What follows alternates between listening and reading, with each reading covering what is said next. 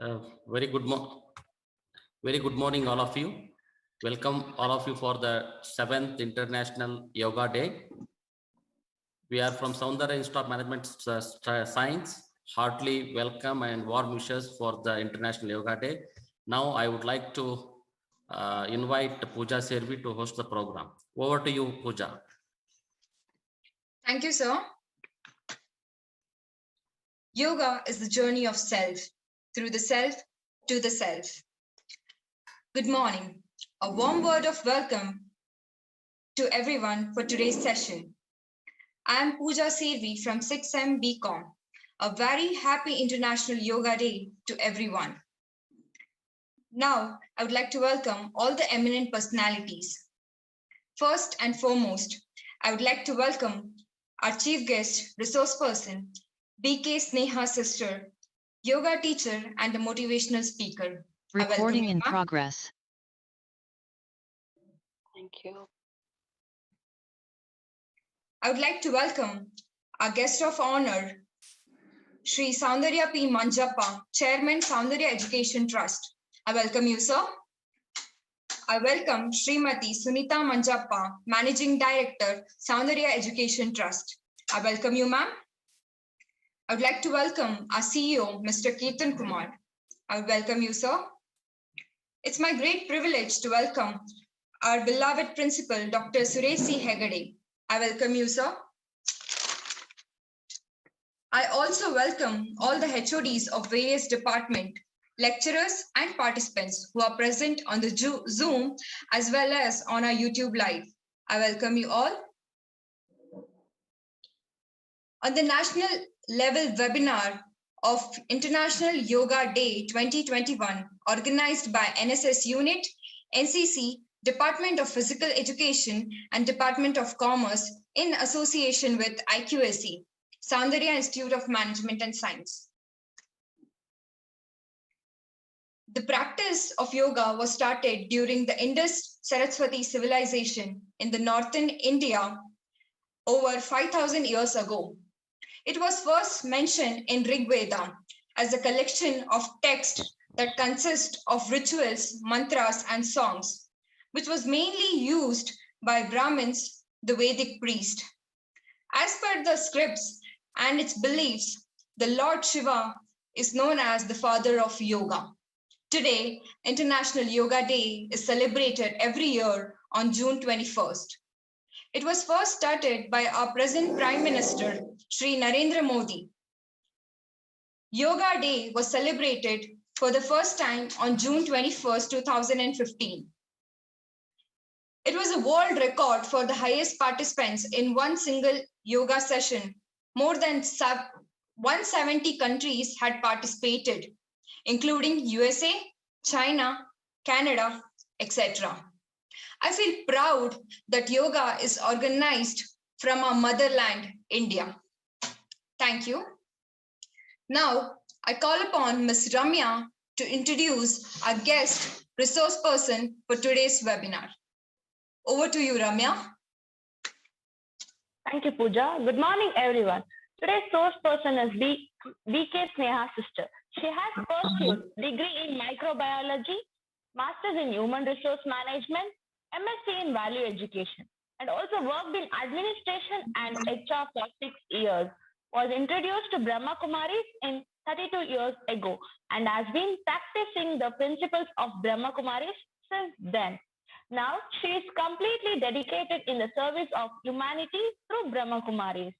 Is into training and development since 2000.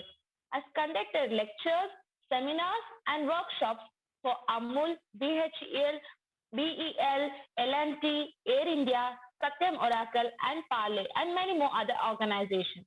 And also conducted workshops and for sports, persons, hospitals, banks, teachers, youth researchers, and value education courses for teachers and children. Has been practicing in organizing conferences and seminars in particular for researchers since 2006. Thank you, ma'am.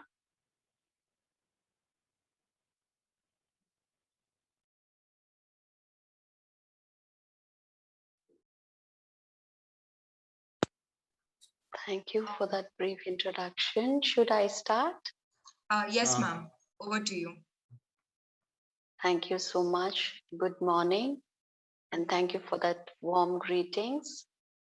As we are celebrating International Yoga Day, it's a proud feeling that more and more people are becoming aware of yoga and its benefits.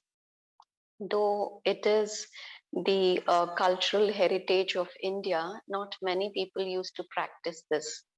But as it is declared as International Yoga Day, many people are becoming aware and they are inculcating these practices in their day to day life. So, the benefits of yoga are immense. But what today I'll be sharing with you is something which is related to our mind. Yoga has two aspects. The more popular one, which we see in today's world, is very much related to the physical body. The yogasanas or pranayama, which has been integrated as part of the yoga practices, are more to do with our physical body and the physical health. Of course, while we practice these yogasanas or when we do pranayama, if somebody has done it just for a day or even for some time also, they would have experienced a kind of connection between them and the body. Most of the time we take it for granted. We take this body for granted. Only when we are doing yoga or pranayama or when we are sitting quietly, we are able to understand the body better. We are connected, how flexible our body is, what kind of signals it is giving, where it needs the repair, where there is a problem, where there is a pain.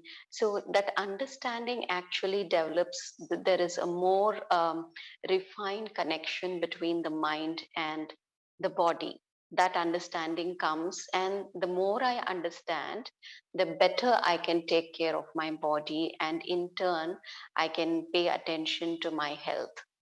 So in that way, yoga helps me to become a healthy person. But yoga also means, the most important definition or the essence of yoga itself means to be connected. So, in today's world, when we look at ourselves, our mind is always connected to something or the other. We can't say we are not connected. We are connected, but many a times we are not connected to what we want to connect to.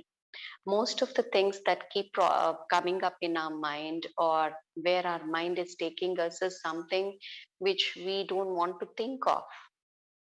So, yoga simply means connection. Now, before understanding the concepts of yoga and how we can use this technique to bring happiness in our life, I invite all of you to a small exercise if you can do it now. If you have a pen or a pencil and a small piece of paper with you, just put a dot on the sheet of paper, just a simple dot, and then keep looking at it for a few seconds. Now, what do you feel about that? So after this, draw a circle around the dot, maybe leaving some space. There is a dot and then there is a circle. So in that manner, you can draw at least 3 to 4 circles around the dot. Now, if you have to define the dot, what would be that one word which you'll say about this dot? Like, for example, for me, dot means the simplest form. It is the simplest dimension. Or something, dot can be mean full stop. Dot can be the center. Dot can be essenseful. Dot can be the seed, or um, dot can be the most simplest and beautiful form. So, whatever comes to your mind, whatever you feel connected when you look at that dot, you can just write down at the side, whatever circles you have drawn, just beside that, write that word. Now, if I have to compare this analogy for myself, just see that when we come into this world, the information and the kind of large society we have grown from the day we have come into this world and to the present day we have come a long way. So when we came into this world, we were just like this dot, tiny little point. It is very, very minute, but very, very simple and beautiful. So we were just like that. And then layers of personality kept adding on to our personality. And today, when we look at ourselves, we have come a long way from that center to where we are today, isn't it?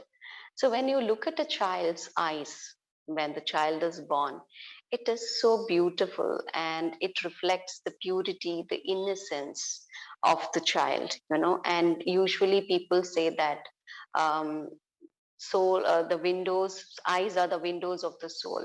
So when we look at a child, we can feel the purity and innocence of the child. But if we look at the eyes of the same child, say some 30 years later, 40 years later, they no longer are so beautiful. If you look at yourself and the patterns you have set in your life, every day your mind is connected to something or the other. Just make a note of all the things that your mind is thinking about connected. You will be surprised that it is always thinking about the people, it is always thinking about the situation or the work it has to do, and very, very less number of thoughts related to your own self, your own well being. It is always connected to something that is outside. It can be a situation, it can be people, it can be work, or it can be any issues that are happening around. So it's always connected to something that is outside. What meditation or Raj Yoga simply means in one word is to be connected to that center, to be connected to that originality, to be connected to where it all began. Why this connection is very important. In everything that is changing around me, there is one constant thing, that is me, isn't it? Situations keep changing, relationships keep changing, problems keep changing, work keeps changing, but there is one constant force in all these changes, and that is me, isn't it? So the connection of that me is somewhere cut out. Whatever we perceive about ourselves and the world in general or the people around us is always based on the layers that are around us. That is the circles that we have formed. The circles could be in the form of education, in the form of information, in the form of experiences we had in our life because of the interactions we had. So there are many things that have shaped us or our personality. But in moving along in this life, we have come far away from where it began. And why it is important to be connected to that? Because I am not that, I didn't come into this world as a nothing, and then all the good things or all the experiences were just added to my personality. I was something, and then few more things were added to that something. It was not like I was nothing and then everything today I am or I have experienced is added to it.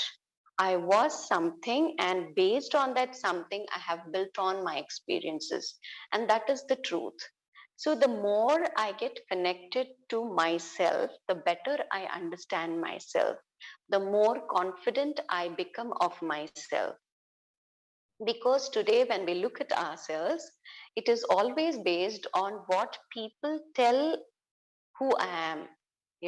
It is rather than the truth of what I believe I am, it is mostly about what people think and tell as to who am I. So, why it is important to be connected to myself is that self is something which is very stable. Imagine that I have to place something and make it stand straight, but the base on which I am placing that material is something very shaky, something which is changing. It is not stable. So, what will happen to the thing that is placed on that particular thing is always shaking. So when we are trying to find happiness, when we want love and respect, when we want peace in our life, when we want joy in our life, we are always placing that on something which is always changing. We are trying to find love or trying to get respect, trying to get happiness from things that are outside, trying to derive the happiness from the situations, trying to derive respect and love from people, trying to derive this joy or compassion from the work we do. So, all these things from which we are trying to derive this happiness is something which is not stable. For example, let us take a family member in our home. We might be knowing the person for more than 40 years, 50 years, or whatever. We have been living with the person. If my expectation, if my happiness is based on that person's words or that person's actions, the person on whom I have based my happiness is not constant. They have their own mood swings, they have their own ups and downs.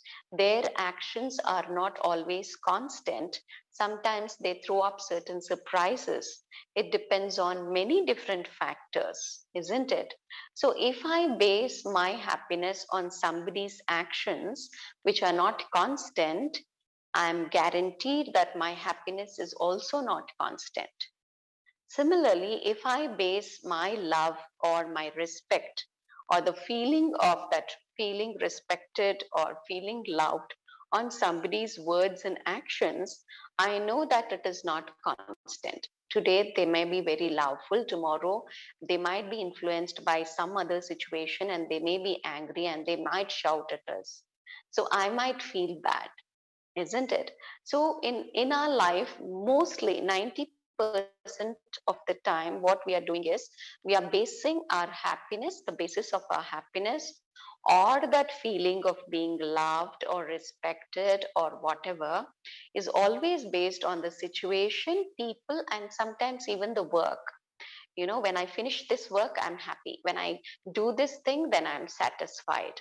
But what is spirituality teaching me is it could be love, it could be happiness, it could be joy. It is the innate quality of every human being, you know, and all the qualities that we keep developing in our life based on the skill development, based on our education system, the culture, or family values, is something that I have acquired from the society. I was not born with it, but I have acquired. But there is something which I was born with, that which is innate. And there is something which I have acquired, that which has come from the society. So I have to bring a balance between these two, and I have to somehow keep using both these in my life. But what has happened down the lane is I'm only using the acquired qualities, and somewhere my innate qualities I have just lost touch. It is not that I don't have it and I have to get it from something outside. I have it, but the connection is cut. So the word connection. So when I say connection, I have it, I have to get connected and bring it out. Just like there is electricity and there is the wiring in place in this room, and there are also bulbs fitted wherever it has to be fit. But for the light to come in, I have to switch on the switch. If I don't switch on the switch, I will not be able to experience the light. The moment I switch on the light, that electricity passes to the bulb and then I have light. Similarly, I have these qualities, and then I have to just connect to that, the connection or the smriti. What is meditation? Meditation is nothing but to remember. Meditation is nothing but to be connected. But to connect it to what? To remember what? Because whole day we are remembering something or the other. But to remember what? So that connection, that remembrance, which brings this truth or which brings this qualities or values back into our life, it is there inside. But when I switch on that switch, That light is there in the room and I'm able to see things clearly. Just like there is water underneath the ground, I have to drill a bore well, and then after drilling that, I have to put a machine or whatever motor and then bring out the water. So once the water comes out, then I can use it for whatever purposes, for gardening, for drinking, or whatever purpose it might be. But the first step is to know that there is water. The second step is I make an effort to drill deeper so that I can reach that point. And the third step is I put a motor and start running the machine so that the water is drawn. And then there is a fourth step of using that water. Only then that will be useful. So, what is meditation or what is yoga? Yoga is that connection which helps us to understand ourselves better, to know ourselves better. And then, when I understand myself better, bring that personality, bring that true, authentic self, real self, as to who am I into my day to day interactions. Because acceptance is the first step, knowing is the first step, then comes the acceptance. Why are we always struggling with our personality? Because somewhere we are not able to accept the way we are. But the more understanding, the more better the acceptance. Once I accept, I get the power to change that which is unwanted and the power to use that which is wanted. If I don't accept, I don't get the power to change. So all these powers are also interlinked. So what spirituality teaches me is I'm trying to, equip myself from something outside. But in that silence, if I'm able to connect to myself, that automatically flows into my day to day actions. It's just like drawing that and allowing that water to flow. So the moment I connect, whatever I'm holding in my mind, at that particular point, whatever may be my state of mind, I'm automatically radiating that into the world, or automatically that energy is getting seeped into my other layers of personality, like my thoughts or my conscious mind, my decisions or my words or my actions, the interactions, or simply the environment where I'm sitting. So it automatically it is getting transmitted. So what we are holding is what we are transmitting. So the beauty of meditation is you are connecting to the originality. The more I'm aware of this original self, the better my understanding of how I'm working in this body. Most of the time in today's world, when we are eating something, we are not paying attention to what I'm eating, how it is, the taste of it, the nutrients of it, or whatever.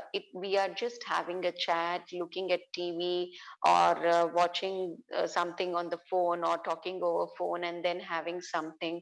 So when we are doing this, what happens is the connection between the mind and the body is cut, because my mind is getting connected to the TV, to the conversation, to what I'm watching on the phone or whatever. So what happens? The signals that the body is giving, ki abhi bas itna khana hai, just have this much, this doesn't suit, or whatever signals my body is giving, I'm not able to catch. So yoga has different layers to it.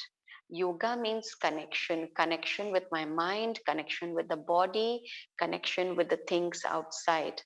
But how does this connection work? It is like first I connect to myself and then I connect to people around me. But today, what is happening is I'm always connected to outside, and then based on that, I'm trying to understand myself. But it is connection only, but just I have to reverse that process. First it is outside, then it is inside nowadays. But I have to reverse it. First connect to myself, the internal self, and then bring that energy to my interactions, then connect to the outside world.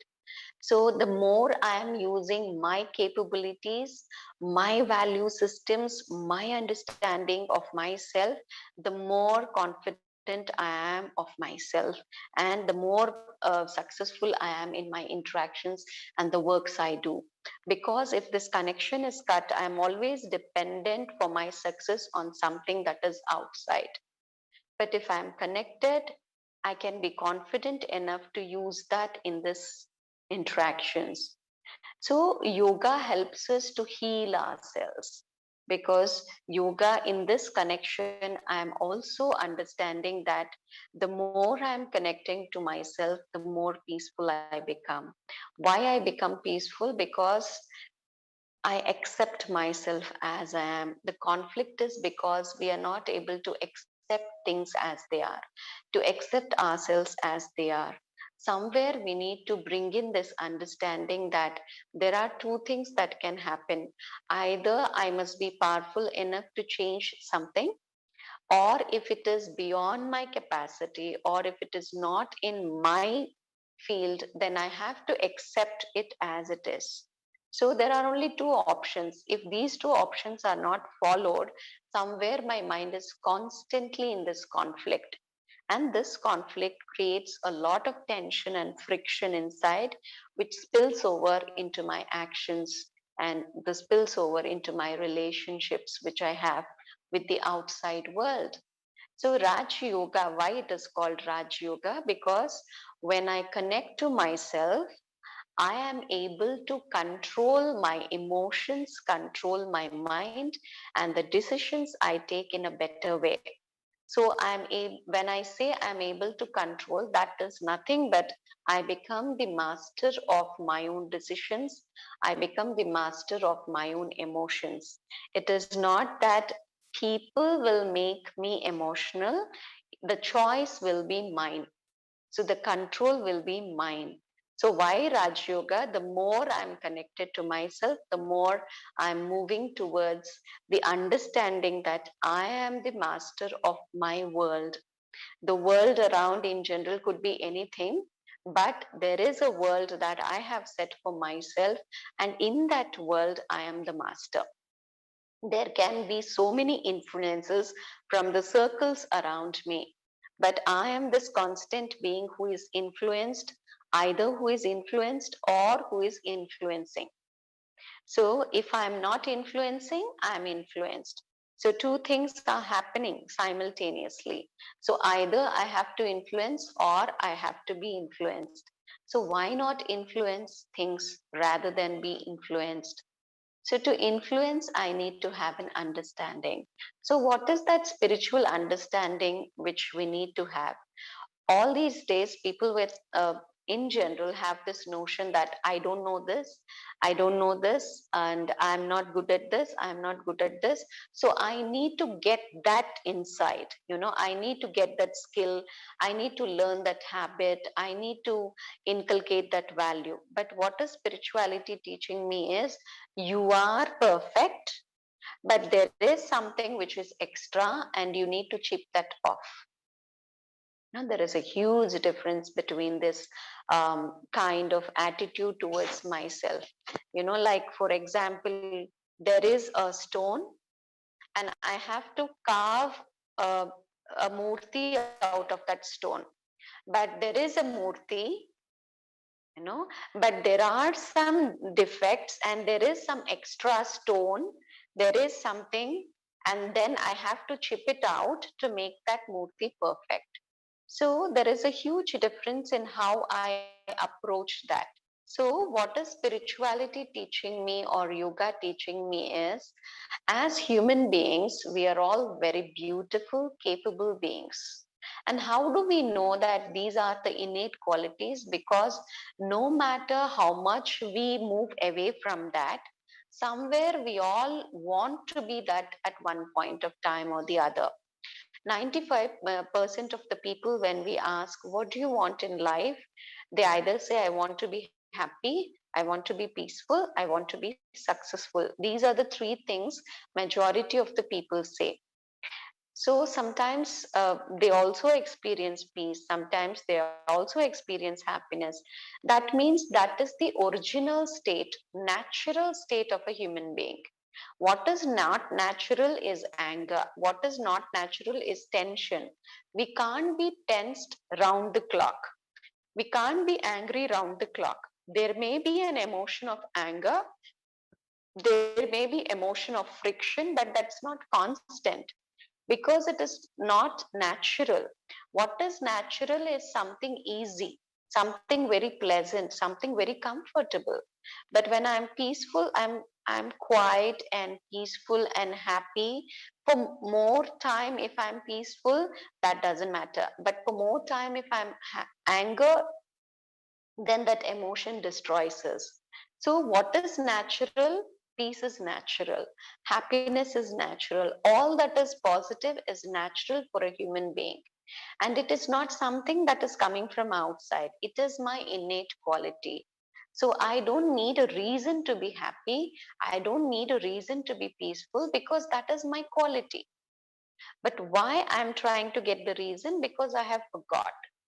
So, what is meditation? I'm connecting to this reality of myself that I'm originally a happy being. I'm originally a peaceful being.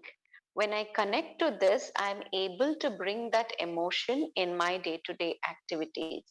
Just like, think of an example like I'm sitting there, I'm sitting here in this room, but maybe I'm thinking of my home, you know. And then when I think of my home, I'm able to connect to that. So, home is just not the picture for me, picture from outside, like how it looks, the color, the aesthetics of it. Home is just an emotion. The moment I say home, there is an emotion. Then I am looking at the home, then I can connect to the kitchen. Then I pick up a lemon from my kitchen.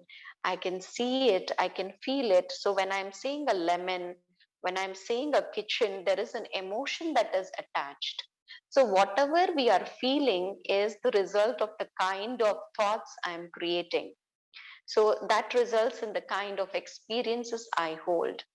So all this time I was thinking that whatever my mind is creating, I have to feel it, and that is what is my state of mind, and I have no control. But what spirituality is teaching me is you are the master of your life. You have a choice to create your own thoughts. You know, like nowadays there is a vehicle that has been designed that it can travel without the driver, you know, so automated gadi. No? So we have left our mind or our life to be automated. कि जहाँ जाओ ले जाओ, जहाँ चाहे ले जाओ, जो चाहे कर लो. But what is spirituality teaching me is no, I am the master of my life, so I have a choice. So whatever I want to experience is just a thought away. Imagine the feeling of um, connecting to your mother right now. When I say just think of your mother, close your eyes and think of your mother. So when you say mother, it is an experience which that essence comes to your mind in that fraction of second. You're not describing my mother's name is this, she looks like this, she did this for me. No. The whole experience of the mother, the whole association or connection of you with your mother, the essence just flashes your mind in the form of that experience. You feel nice. What is the result of it? You feel nice, isn't it? So whatever I am feeling is just a thought away. So meditation is the connection to the true self. So till now, am I clear? Am I clear? Yes, sister. Yes, sister. Yes, ma'am. Yeah. Yes. So all these days we were thinking that happiness has to be created by my parents, by my friends, by my family, by the society for me. But what is meditation teaching me is happiness is my original state of mind. I don't need anything to be happy. I'm just happy by myself. It's an energy that gets translated into The happiness in terms of actions I do. So what is happiness actually? People say, I want to be happy. People say, I want to be peace. But what is happiness? How do you define happiness? Somebody wants to answer?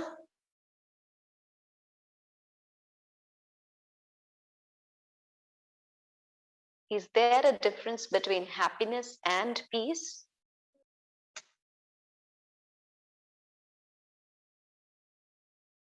No difference? Hello.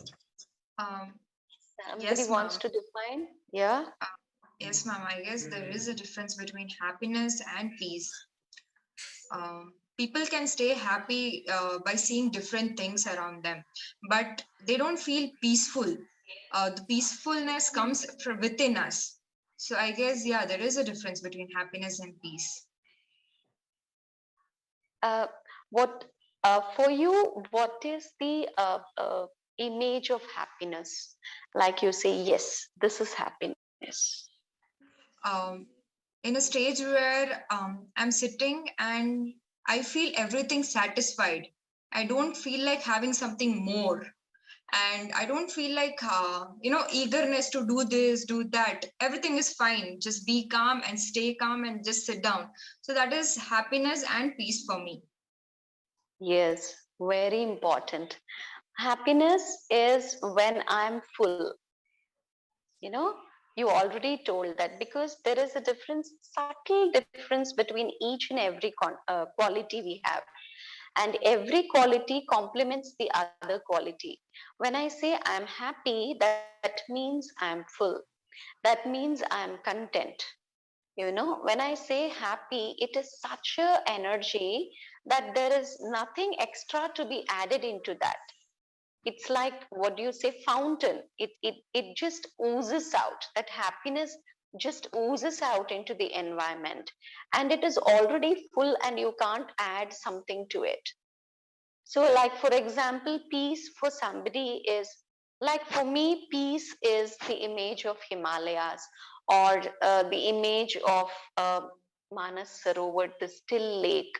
So I don't say it is lifeless. There is life around there in Himalayas and Manas Sarovar, but it is so harmonious that each one is complementing the other and there is no disturbance.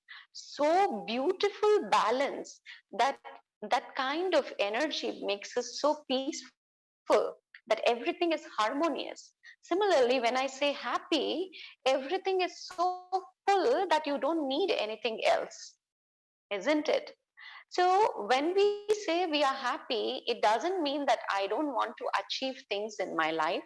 I need not work, I need not eat or something. It is an emotion to be felt. The action is something different, the emotion is something different. I can be doing something, yet I can be happy. So it is like being in that state of happiness and then coming into action. All these days we were thinking, I do an action and then I become happy.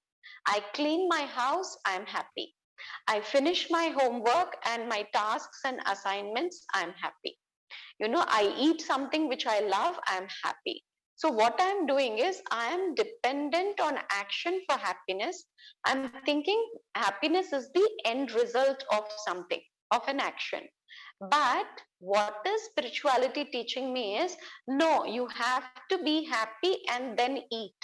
You have to be happy and then do your assignments. You have to be happy and then clean your house.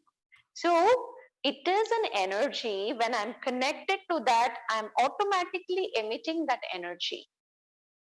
So happiness is in giving. The more I have this thought of receiving and then putting everything inside, the more unhappy it becomes because I want it. But happiness is always giving. Like when we say deities, one of the qualities of deities, when you look at the chitra, the photos or the murtis, is they are very that genuine smile is there on the faces, content faces. So devata means they are always giving. So joy is always in giving, not in taking. So the more I give, the energy, the more I am giving, then the more happiness, the more contentment. Because when I give such qualities, when I use such qualities in my interactions, it increases. When I want to put inside, it decreases. So that is the ulta karma philosophy of life. You know, the more I give, the more I get these qualities. But physical things, the more I give, the less it becomes. But these things, the more I give, it could be knowledge, it could be values, it could be anything like that. The powers of the soul, the more I'm using, the more it becomes. So am I clear? Yes. Now for 10 minutes, if anybody has any questions related to that, I'll take. And at the end, maybe for 5 minutes, we'll do meditation on happiness. Yes, Sure, sister, ma'am. exactly. Yeah, yes, I think 10 minutes will be Q&A session. After that, sister will take 2 or 3 minutes meditation. Then I will go for the question and remark. Yeah, Pooja, go ahead. Thank you, ma'am. It was so wonderful to connect with you, and we feel so grateful that you are here with us and given your time and energy and making us understand the importance of yoga, meditation in a person's day-to-day life, and how does it impact on their physical and mental health. I guess it was very clear, and we have understood in such a wonderful way. Thank you, ma'am. Now let us start with our Q&A session. I guess some of our participants have a question. The people who are in the YouTube live can drop your questions in the comment box, and on the Zoom you can drop your questions in the chat box. I request all the participants to drop your questions in the chat box.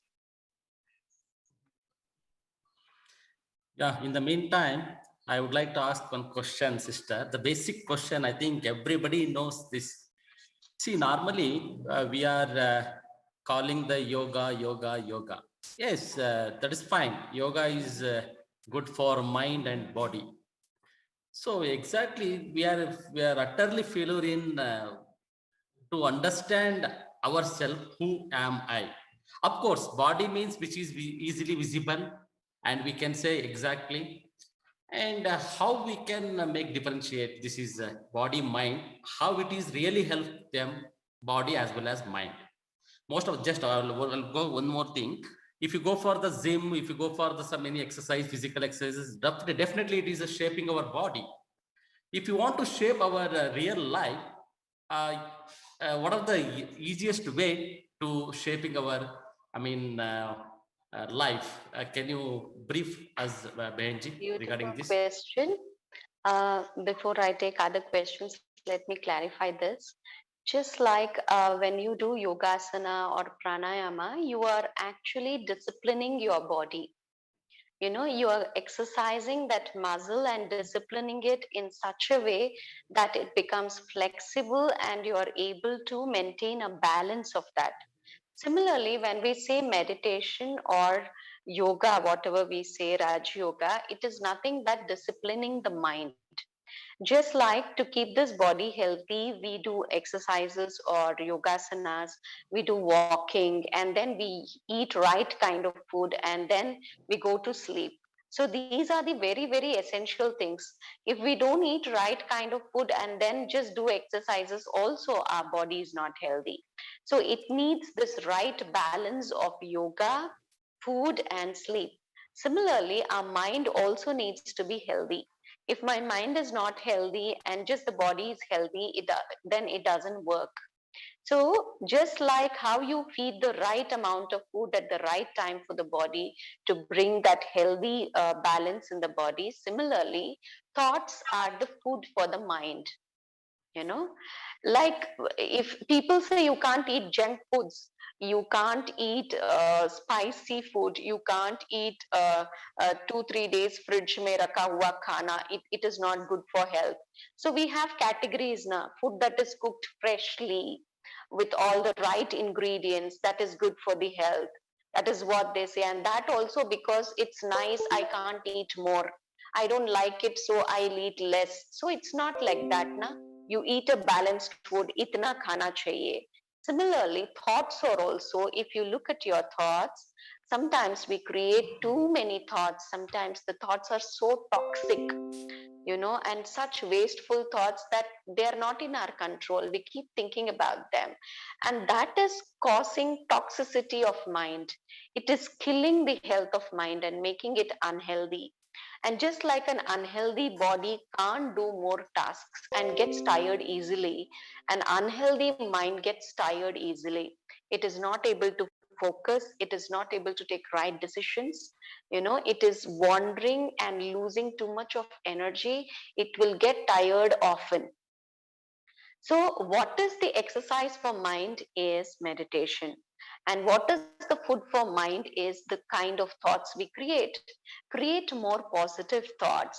Keep your thoughts slow, positive, and powerful. The more I'm moving towards negative and base thoughts, the more toxicity I'm creating for my mind. And just like how you sleep and allow the body to rest, similarly, meditation or yoga is a kind of detachment from the things you are doing. You're doing it, yet you are detached observer, what we call as Sakshi Drishta. This gives a right perspective of what we are doing and it relaxes our mind. So it's important to keep a check on what kind of thoughts I'm creating. Everybody wants to create positive thoughts, but I need power to create them. Creating negative thoughts and waste thoughts is so easy. My mind just goes into that. But to create a positive thought, I need to empower myself and again and again coming back to that positivity, make it a habit. And that is why I would give a simple technique for all of you today, which you can practice. Good, Lokesh Bhai asked this question. You can keep a traffic control for yourself, just like there are traffic vehicles going in the road and too many vehicles, and if there is no signal and police wala, everything thing comes and clashes at the center. Similarly, many thoughts just clash in the mind and mind just collapses.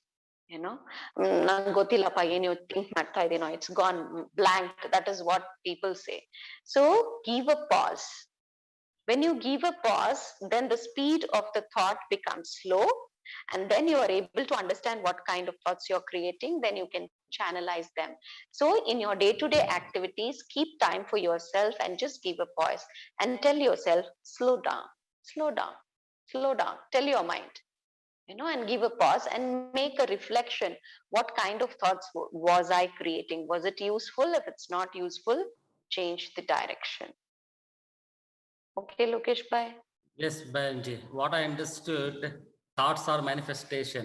Jaisa Sankalp, Poisa Srushti. Yeah, Yes, now yes. onwards, I try my level best to make a more positive rather than negative. Thank you very much, Benji. Pooja, over to you. Yeah, thank you, sir. I guess we have one more question coming from our YouTube channel. The name of the person's channel is Learn Mathematics with Me.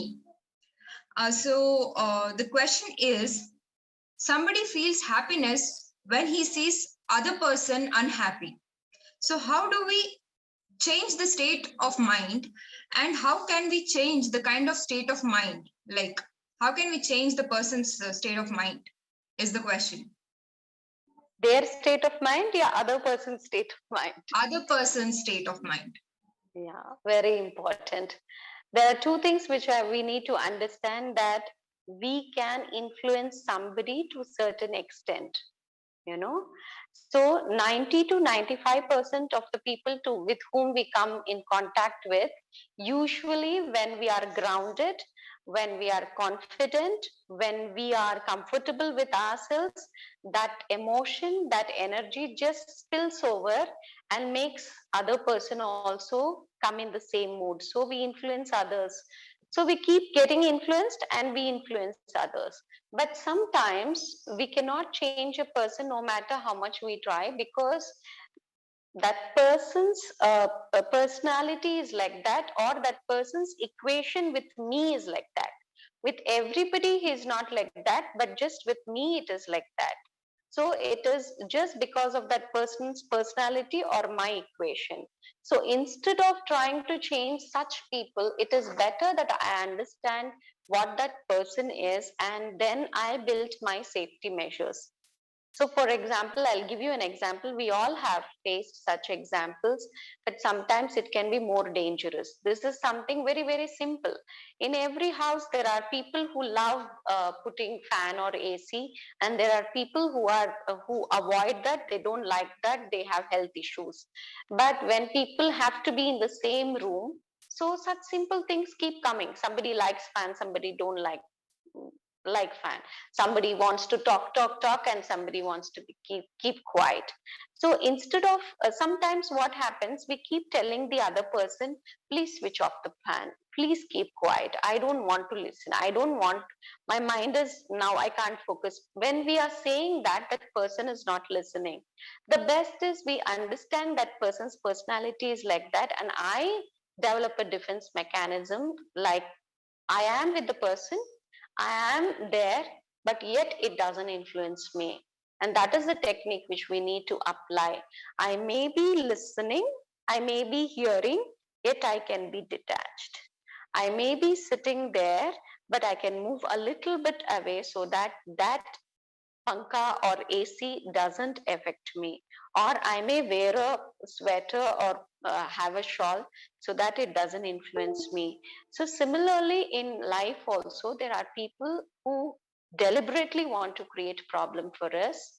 So, we can be away from them, and sometimes we can't be.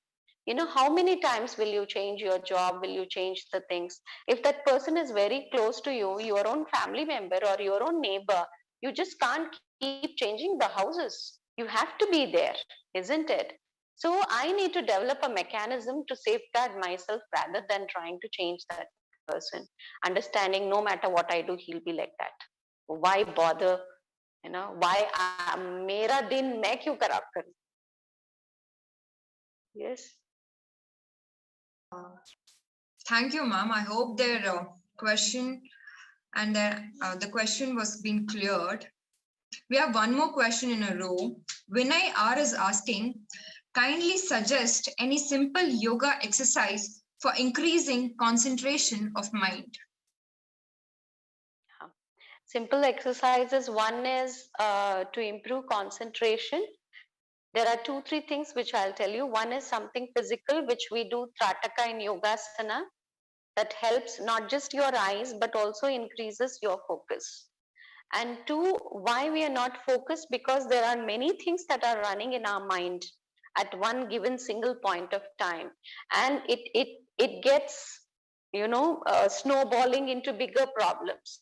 It starts from simple thing, but I'm thinking on that continuously. And sometimes I tell I'm not thinking about it, but it is playing in my subconscious. So a simple exercise which many research have been done on this, so you can start doing whenever your mind is not focused, and you're finding it very difficult to forget something, or you're thinking about a problem too much, just try to do something physical. Just don't try doing that. I'm not able to read a chapter, for example, and I'm trying to read, there is an exam tomorrow, so I have to finish this chapter. The more force I am giving to it, more I'm trying to focus, the more less attention I'll be paying. So just give a break for 5 minutes or something and do something which you enjoy. Just playing a music, just taking a stroll outside in nature, just looking at nature, feeling it just for 5 minutes. Just think of something else and then come back. And very one more important habit which you can inculcate is a habit of writing. Whenever you are stuck with something, instead of reading, just start writing. It becomes more clear. When the mind is clear, then the focusing back on that will be very easy. So one is Trataka, two is when you're not able to focus, just don't break your head on that. Give a break. Let go and tell yourself, I will be able to do this. This is not a tough thing. It's very easy for me. Just tell your mind that you're capable enough to just focus on the task ahead, and tell your mind, I'll come back to all your worries later. Now, please, cooperate with me and focus on this. So develop a habit of talking to your mind and making that your friend. Hope I am clear. Thank you, ma'am. I hope the question has been cleared. Ma'am, I had one question. Yeah. Before starting this webinar, as I knew that I'm hosting the show, so there was a lot of thoughts coming in my mind, like clashing my peacefulness, that what would happen, what if I go wrong. So how do we control this state of mind and bring peace so that we can give a better shot? As I said, only by practice it happens. Everybody faces such things when we are doing it. Why this comes is because of two things that are running in our subconscious mind. One thing is, we cannot practice being peaceful when there is a situation. You have to be constantly peaceful to reach that stage. It is like my state of mind right now is based on what was my state of mind a little bit before this. Then that is based on what it was little bit before it. So it is contributing. So if I have to be peaceful at a given point of time, I have to practice that state of mind constantly, not when problem comes. And two is, it's okay. I have to tell myself it's okay, but let me give a try. Let me give 100%. Let me give a try, because nobody is perfect. That I need to tell myself. Thank you, ma'am. Okay. I guess from now on, we would practice this and imbibe this quality in us. Thank you so much, sister.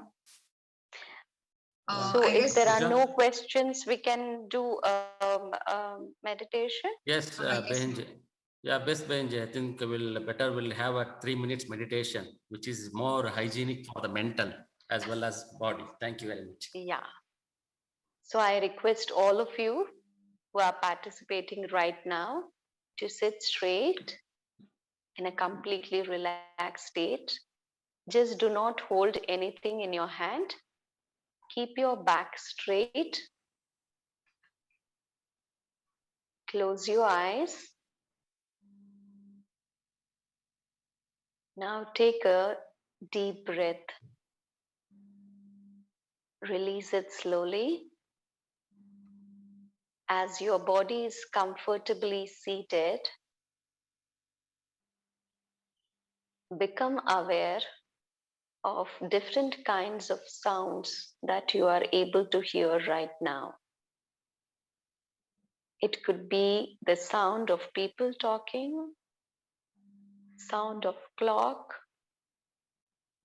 sound of vehicle movements, or any other sound for that matter.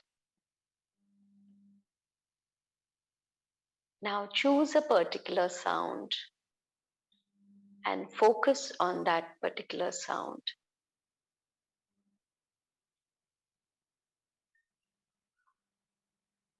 Observe that the more you focus on that particular sound, the more it becomes prominent.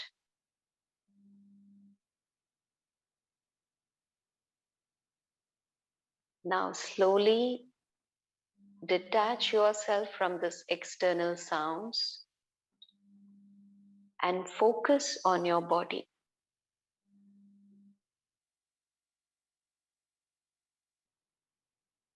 If you pay attention, you will be able to listen to your heartbeat, the movement of the lungs, how your body is feeling at this moment.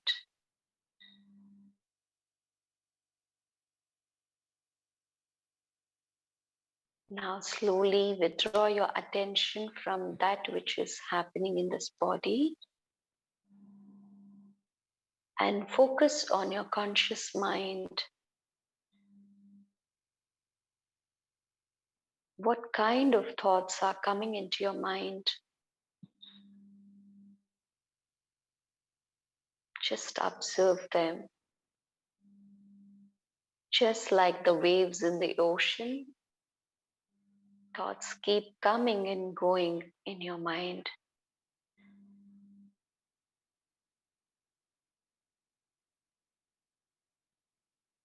Now, dive deep within to a space from where these thoughts emerge. Deep within myself is a place of stillness, a place of complete peace, a place of absolute stillness where there is no sound of thoughts.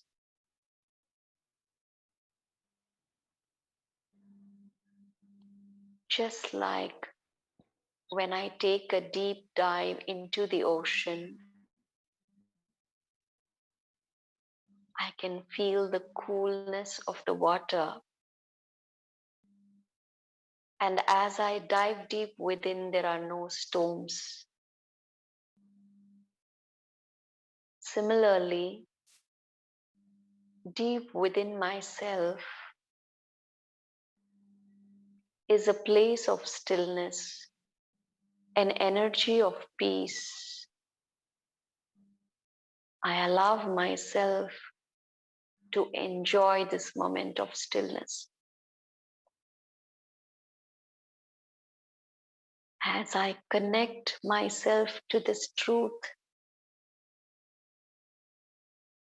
this energy of peace seeps into different layers of my being.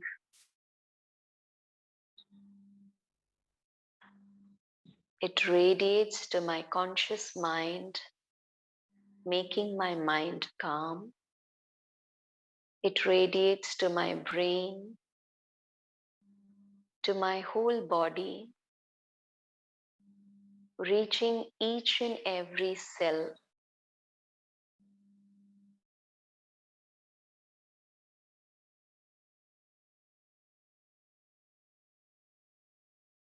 Liberating the tension, the pain, the friction in every cell, and filling each cell with the energy of peace.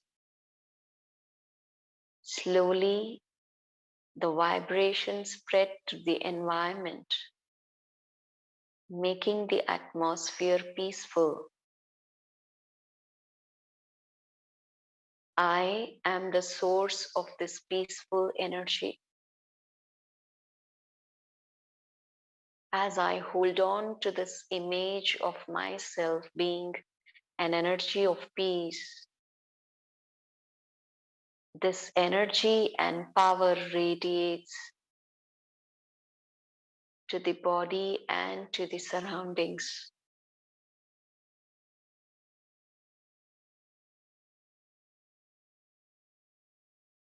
Promise yourself to be in the state of mind and then create a thought. Being in the state of mind, then come into action. Become aware of this field of action. I, the being of peace, am coming from that space of peaceful energy. Coming from that space, my interactions are always peaceful.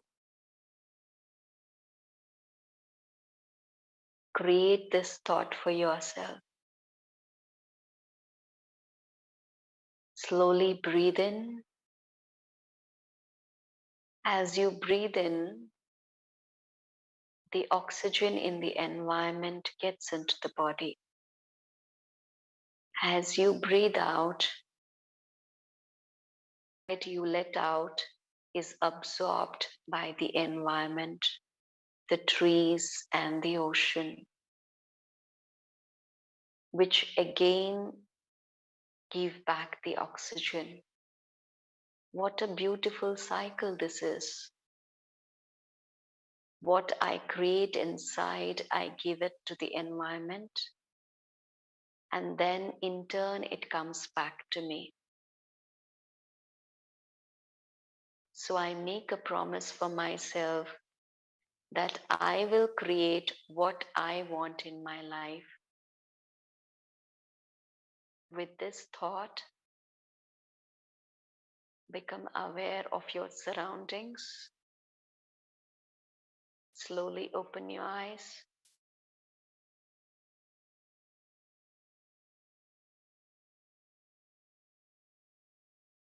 Thank you so much. Om Shanti.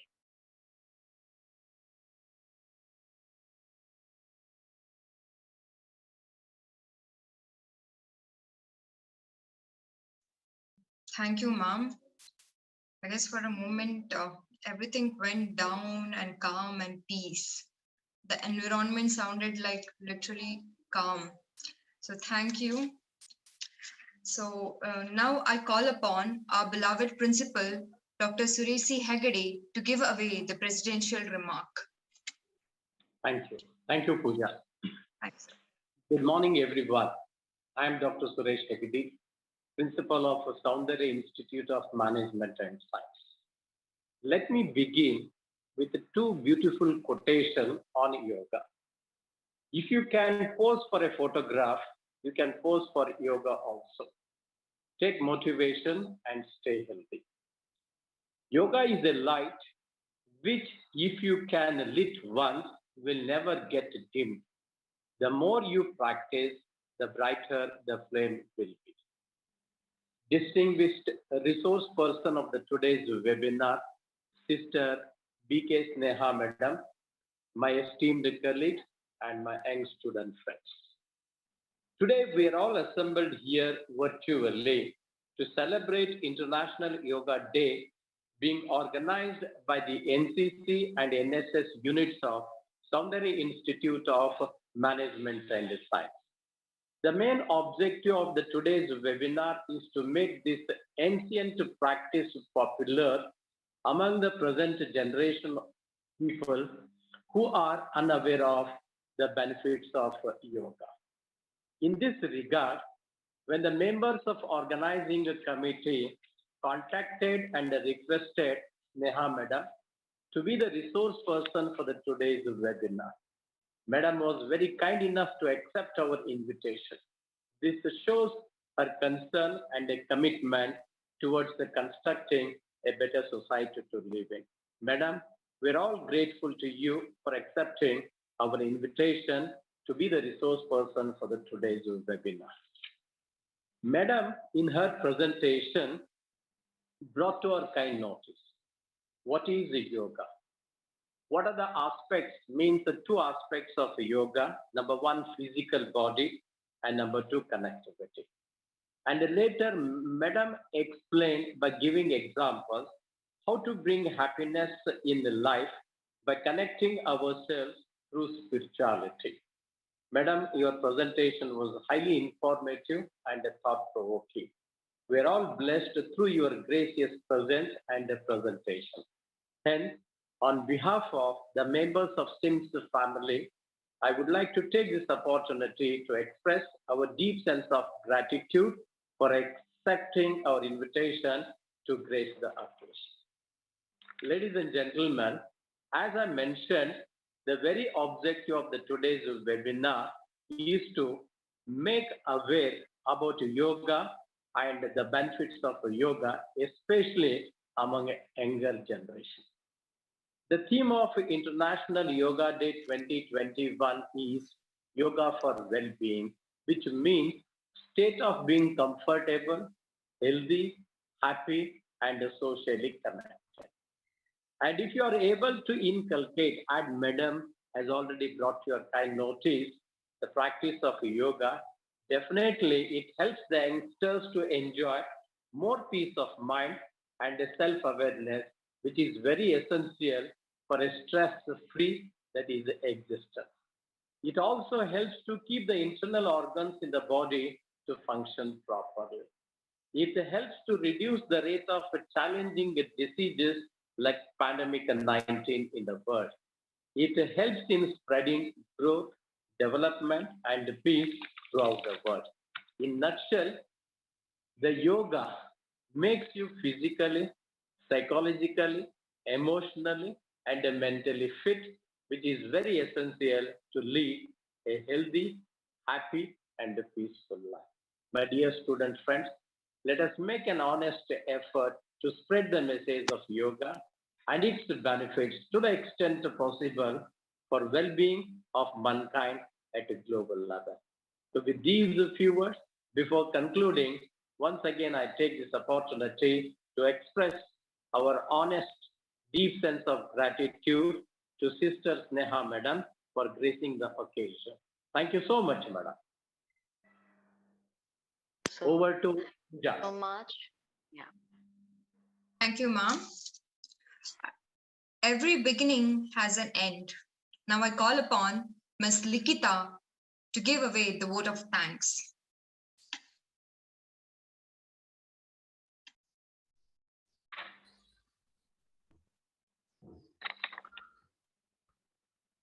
So ಇವರು Sunita madam relation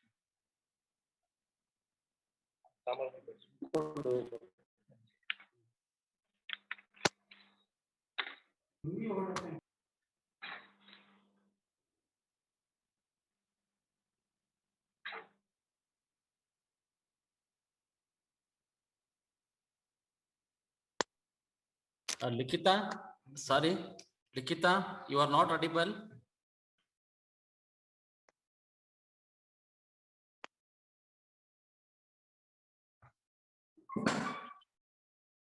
Please check it. You are not audible.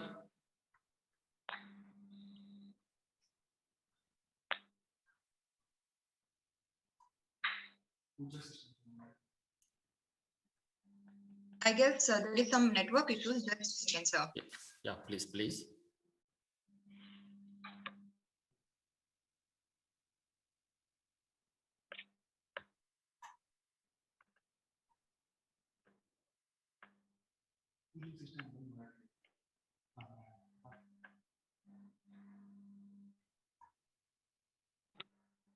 Sorry, sir. Sorry, ma'am. Yoga is the heart of work of awareness on the canvas of body, mind, and soul. It's an honor to have been asked to offer the vote of thanks on this occasion of the Yoga Day in our college. On behalf of our college and entire management group, my sincere thanks to the Almighty God for making today's event a grand success by His blessings and grace. I give a really heartfelt thanks to our today's speaker, BK Sneha sister, who spent their busted time gracing the occasion. Today, we had the opportunity to hear you, ma'am. And this is definitely encouraging us in our future events. Our thoughts have enlightened our minds and shown us a new path. Thank you, ma'am. Thank you so much. Thank you A so special much. thanks to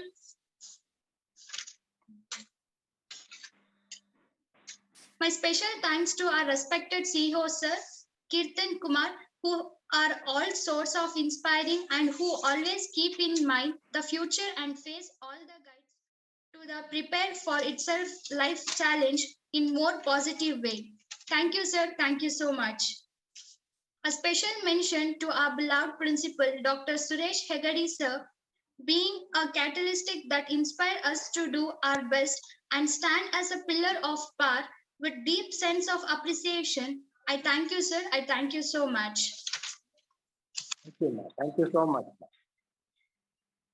I also want to thank Dr. Harish PM, Physical Education Department and NCC Officer, and Professor Somashekarappa, BK, NSS Program Officer, Professor Lokesh Angadi, Department of Commerce, and all the HODs and lecturers for their special contribution for this program. Thank you, my dear lecturers. Thank you so much. I also want to thank Prasad sir and Kaushik.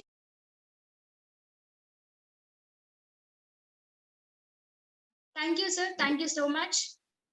Last but not the least, I would like to thank all the students for making this program successful once again. Thank you, everyone. Thank you so much. Thank you so much. Lastly, I would like to request all the participants, don't make yoga a yoga day event. Make it part of your life, a daily practice. Thank you. Thank you, sister. Thank you very much. It's an opportunity for all of us. I think you have given a valuable time for us. And today you taught yoga is not only for the mind, it's not only for the body, it is also for mind. And really we have enlightened, you know, that there is a one quote, you know, that we are physically ill, mentally nil, morally not so well. This is the reason right people are at the wrong place, wrong people are at the right place. If you want to become everything in a right, so better we will have this type of yoga practices. Really, it's an enlightened, and I bottom of my heart, I really congratulations. Madam, actually, sister, actually, our Soundar Institute of Management and Studies, always they are encouraging this type of program. So you are with us, and in the coming days, we will have such type of programs.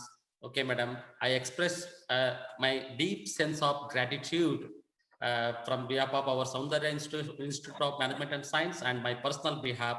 Thank you very much. Om Shanti.